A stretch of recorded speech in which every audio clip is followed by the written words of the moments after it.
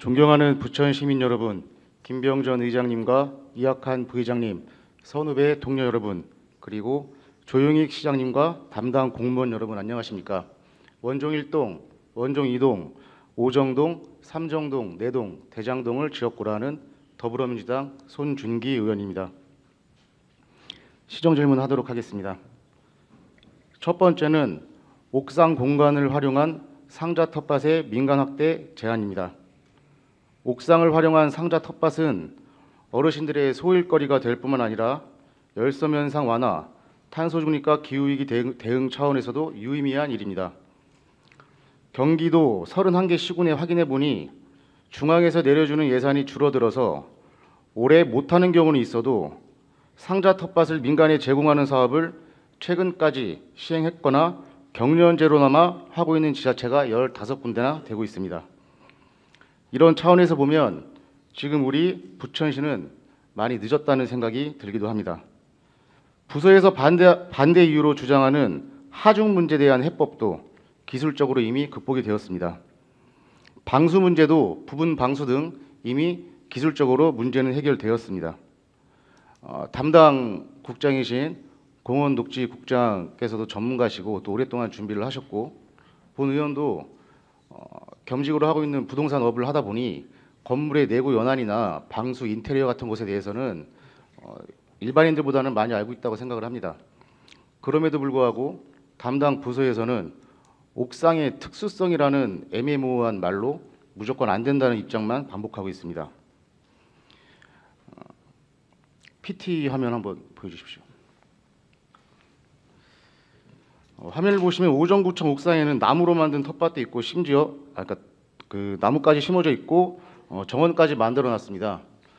물론 본 의원이 하고자 하는 것은 그렇게 옥상 녹화 사업을 하자는 것이 아닙니다. 저렇게 거창한 것이 아니라 경량토와 비료를 섞어 만든 아주 가벼운 상자 텃밭을 올려서 옥상에서 공간을 활용해서 텃밭을 만들자는 것입니다. 제가 현장에 가서 상자 텃밭을 들어봤는데 경량토라는 것이 엄청 가볍기 때문에 본 의원이 텃밭 하나를 거뜬히 들 수 있을 정도였습니다. 그래서 옥상의 특수성이라는 이런 애매모호한 말은 이제는 설득력이 없다고 생각이 듭니다.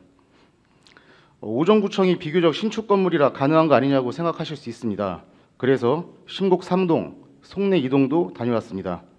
PT 한번 보여주십시오. 신곡 3동 옥상입니다.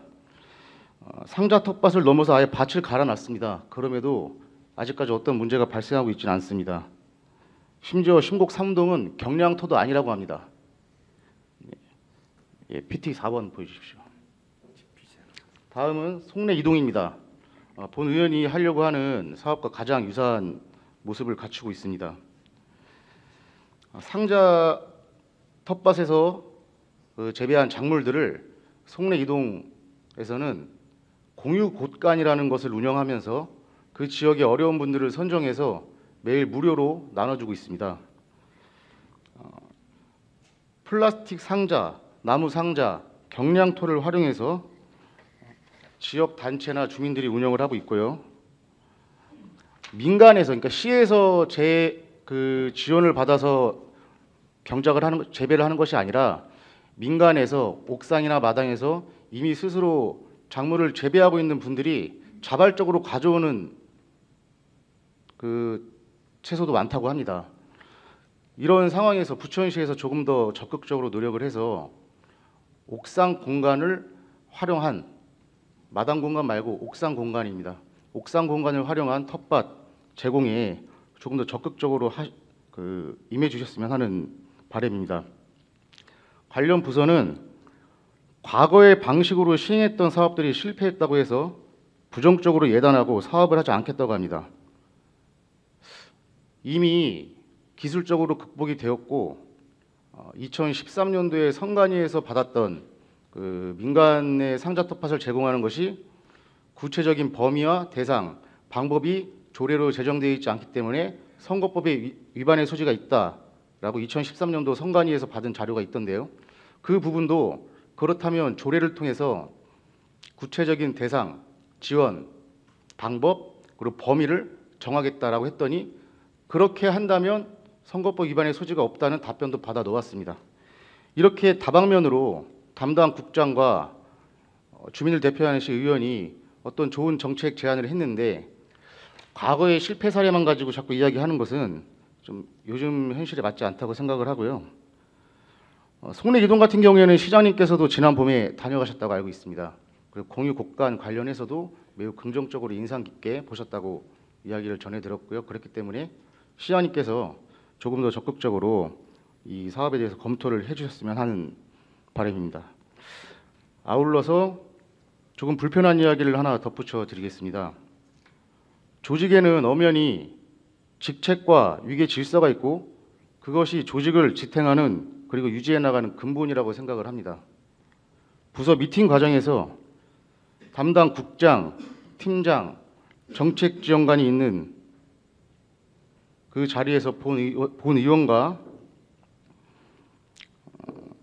이 사업에 대해서 논의를 하는 과정에서 이견이 있었습니다.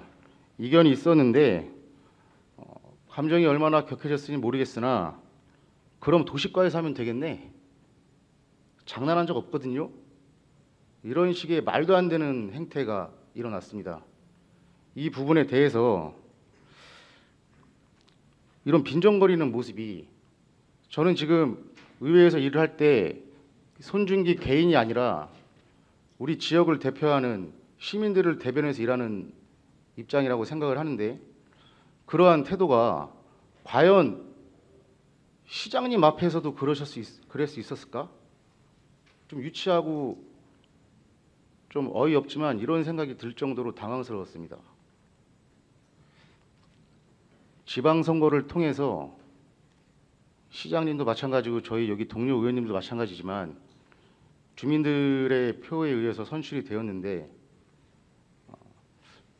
모르겠습니다. 시장님은 2,000명이 넘는 우리 시청에 한 명밖에 없는 수장이시고 시의원들은 27 조각 중에 한 명이니까 그렇게 했나? 이런 생각도 듭니다. 아무리 이해를 하려고 해도 그 상황 자체가 지금도 이해가 되지 않습니다. 이러한 행태가 너무나 적극적으로 그리고 열정적으로 일을 하고 있는 수많은 공무원 분들에게 과연 도움이 되는 것인지, 우리 부천시와 시민들한테 도움이 되는 것인지, 그리고 시장님의 시정 활동에 어떠한 도움이 되는지 모르겠으나 상당히 부적절한 상황이었다고 생각이 듭니다. 그래서 이러한 일이 재발하지 않도록 시장님께서 신경 써주시길 부탁드리겠습니다. 두 번째는 부천페이 카드 디자인에 장애인 예술가 작품을 씌우는 부분을 제안드리는 바입니다. 따뜻한 정치와 행정에는 서사가 있어야 됩니다. 그리고 깊은 가치가 스며들어 있어야 합니다.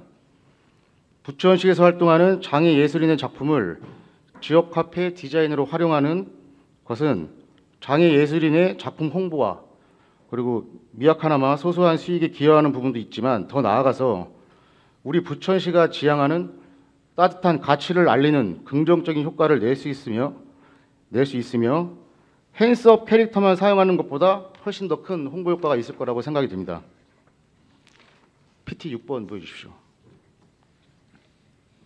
하나카드의 경우 발달장애 예술인의 작품을 공모전을 통해 카드 디자인으로 구현한 적이 있고요. 구리시와 창원시는 각각 독립운동가를 새긴 카드와 지역 카페를 발행하기도 했습니다. 우리 시에서 부천 핸스업 캐릭터를 굳이 사용해야겠다고 하면 카드 뒷면 등 어느 한 곳에 작게라도 넣거나 할 수 있습니다. 그렇기에 시민께서 원하는 디자인을 선택하시도록 하는 등 장애 예술인의 작품들을 활용할 수 있는 방안에 대해서 적극적으로 검토해 주시기를 부탁드립니다. 부서에 확인한 결과 현재 기준으로 코나이가 보유하고 있는 기존 재고 카드가 4만여 개 있다고 합니다. 그런데 부천시가 한 달에 발행하는 카드 수가 약 5천 개라고 하니 재고 문제 등을 고려하더라도 빠르면 8개월에서 1년 이후에는 장애인 예술인의 작품으로 디자인된 지역 카페 카드를 발행할 수 있을 것으로 보입니다. 담당 부서와 코나이가 소통하여서 다시 뛰는 부천, 시민과 함께라는 부천시 슬로건에 담겨 있는 상생의 가치가 실현되고 알려질 수 있도록 긍정적인 검토와 추진을 제안드립니다. 다음은 부천시 사회적 경제센터를 부천산업진흥원이 위탁하는 것으로 조직 개편을 제안드리는 바입니다. 부천시 사회적 경제센터를 산업진흥원 소속으로 개편하겠다는 이야기를 한 배경을 말씀드리겠습니다. 시장님께서도 잘 아시겠지만 지난 행정감사 당시에 일자리 정책과 사회적 경제팀과 센터 간의 불화, 불통, 패싱과 업무 비협조 등이 대두되었고 사회적 경제센터 운영과 관련해 불미스러운 부분에 대한 제보와 증언이 현재까지도 계속 나오고 있습니다. 물론 구체적인 사실관계는 더욱 면밀하게, 조심스럽게 그리고 확실하게 살펴봐야 하겠지만 민간, 공무원, 사회적 경제 관계자들의 민원과 불만이 동시다발적으로 나오고 있는 상황입니다. 이 과정에서 본 의원을 걱정하는 목소리도 참 많았습니다. 너무 그런 말을 많이 듣다 보니까 이거 자체가 저한테는 약간 외압처럼 느껴질 수 있는 부분도 있었고, 그럼에도 불구하고 저는 제가 할 일을 하는 것이기 때문에 걱정하지 말라고 말씀을 드리고 있는데, 어느 날 문득 생각을 해보니까 이런 부분들에 대해서 용기를 내서 말씀하신 분들이 현직에 있는 시의원인 저도 그런 압박 비슷한 것을 느끼고 있는데 그 당사자들은 얼마나 힘들 것인가 라는 생각을 해보는 계기가 되었습니다. 10가지 제보를 했는데 한두 가지 틀리고 나머지가 맞다면 그 부분은 한두 가지 틀린 부분을 꼬투리 잡을 게 아니라 정확하게 확인된 부분에 대해서 더욱 시에서 면밀하게 살펴봐야 되는 것 아닌가, 그런 생각을 하게 되었습니다. 그 대표적인 게 웹툰 융합센터 전대, 도당동 123 창고의 무단 사용 등이 있습니다. 전대 같은 경우에는 변호사 자문도 구해받고 명백한 전대라고 이야기를 들었고요. 그리고 대표와 이사가 거의 동일한 여러 개의 기업들이 있습니다. 그렇다면 우리가 사회적 경제 기업이라는 것이 추구하는 가치가 있고 그런 가치를 실현하기 위해서 시에서 지원을 하는 것인데, 그러한 유사한 몇 개의 기업들이 거의 독점적으로 재정 지원, 공간 지원을 받고 있으니 후발주자들이 제대로 된 지원을 받지 못하는 것으로 보입니다. 여러 가지 문제가 복합적으로 얽혀져 있는 것도 이해는 합니다만, 그 후속 대처에 대해서 담당 부서와 이야기를 해보니 이미 당연히 했거나 지켜졌어야 하는 것들을 제대로 해결하지 않고 있다가 이제서야 하겠다. 그리고 센터장의 임기가 끝나면 민간 위탁을 고려하겠다라고 합니다. 무분별한 민간 위탁이 과연 답이 될 것인지 그 부분에 대해서 의문이 들고 있습니다. 예컨대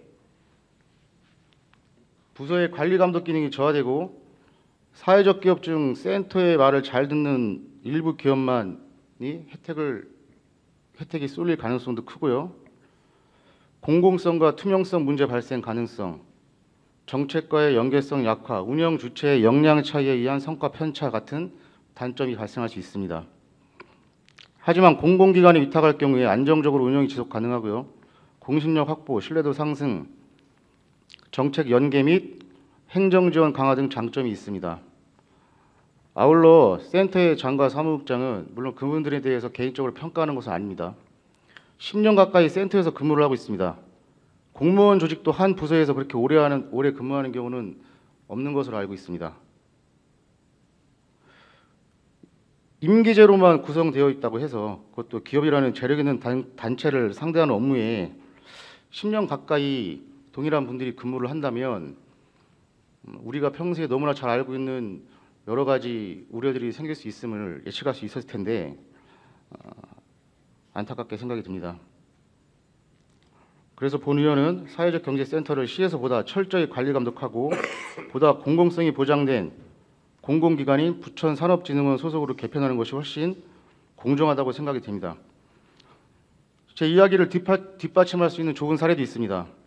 고양시 같은 경우에도 이미 사회적 경제센터를 산업진흥원에서 위탁 관리하고 있습니다. 24년도 경기도 사회적 경제조직 실태조사에 따르면 고양시는 사회적 경제조직 440개소의 경기도에서 세 번째 순으로 많은 조직을 갖췄고요. 이에 비해 우리 부천시는 305개소의 약 1.5배 정도 차이가 있습니다. 그리고 보고서에 따르면 고양시 조직 수는 인구 비율보다 더 많은 비중이라고 합니다. 아울러 지역 내 총 생산 수치도 고양시는 4.3%, 부천시는 3.4%로 나타났습니다. 이런 수치들을 보면 고양시가 사회적 경제 기업이 우리 부천시보다 더 많이 도전하고 더 많은 기회를 얻고 성과를 얻을 수 있는 기회를 보고 있다고 생각합니다. 물론 매출액은 부천시가 9.1억 원으로 고양시보다 6천만 원 정도 높게 나타났지만 이 부분은 일부 혜택을 받는 기업들이 편중되어 있다는 것들, 기타 여러 가지 혜택이 치우치고 있는 것들을 보면 고양시만큼 기회를 받고 있는 것은 아니라고 생각이 듭니다. 그래서 시장님께 사회적 경제센터를 산업진흥원 소속으로 조직 개편하는 것을 검토해 주시기를 제안드립니다. 마지막은 오정구청 맞은편 공무원 전용 주차장 주말 개방에 대해서 제안을 드리는 바입니다. PPT 띄워주십시오.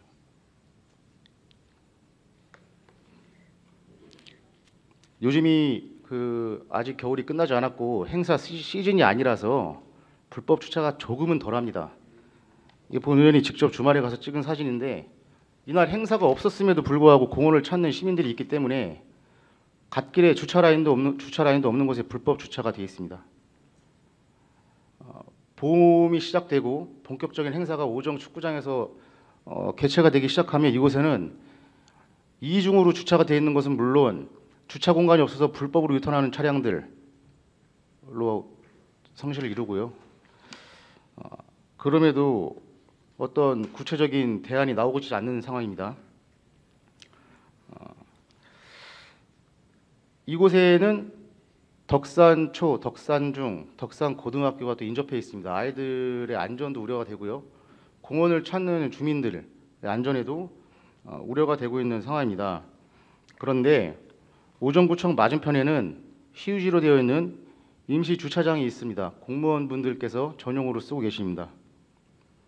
물론 공무원분들께서 늘 고생하시고 많은 민원에 시달리시고 그런 것들 알고 있습니다. 누구보다 잘 알고 있고 그래서 이런 말씀을 드리기는 송구스럽습니다. 하지만 제가 주민분들의 민원을 수차례 받고 우리 부서에 이야기를 했으나 반영이 되지 않는 것 같아서 이렇게 말씀을 드리는 거고요. 일부 주민들이 평일에 차를 빼지 않으면 물론 불편할 수 있겠죠. 그렇다면 전화를 하거나 스티커를 부착하는 방식을 사용할 수도 있습니다. 그런데 그러한 수고보다 수고를 드리는 것이 과연 주말에 저 주차장을 개방함으로써 주차난을 해소하고 주민들의 안전을 지키는 것과 동일선상에 놓고 볼 수 있는 것인가 의구심이 듭니다. 다음 사진 한번 보여주십시오. 다음 사진 보여주십시오. 제가 주말에 가서 찍어본 사진입니다. 차 2대 서 있고요. 텅텅 비어 있습니다. 주말에. 부천시가 면적도 너무 적고 가장 큰 문제 중에 하나가 주차 공간 확보인데 주말에 이렇게 넓은 공간을 방치하고 있는 것이 과연 효율적으로 우리 땅, 우리 시유지를 활용하고 있는 상황인 것인가 좀 의문이 들고 있습니다. 물론 본 의원이 오정공원의 아주 협소한 주차장과 오정 레포츠 센터에 있는 철거 주차장을 연결하는 차량 진출로를 만들어서 주차 공간을 확보하자는 제안을 했고 부서에서 너무 감사하게 그 부분에 대해서 적극적으로 사업을 추진 중에 있습니다. 그리고 레포츠 센터 안에 또 유의지가 있는데 그곳에다가 추가로 주차장을 증설할 계획을 하고 부서와 소통을 하고 있고요. 그럼에도 불구하고 오정공원이 확장 공사를 하고 있는 만큼 완공이 되면 주차난은 지금보다 더 심해질 것이라고 생각이 듭니다.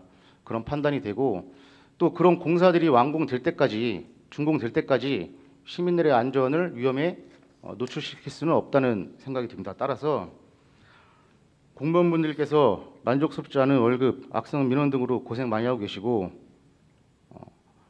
너무 열악하게 근무하시는 것도 알고 있지만 그럼에도 국민을 위한 봉사자라는 것을 알고 공직을 감당하고 계신 것을 알고 있습니다.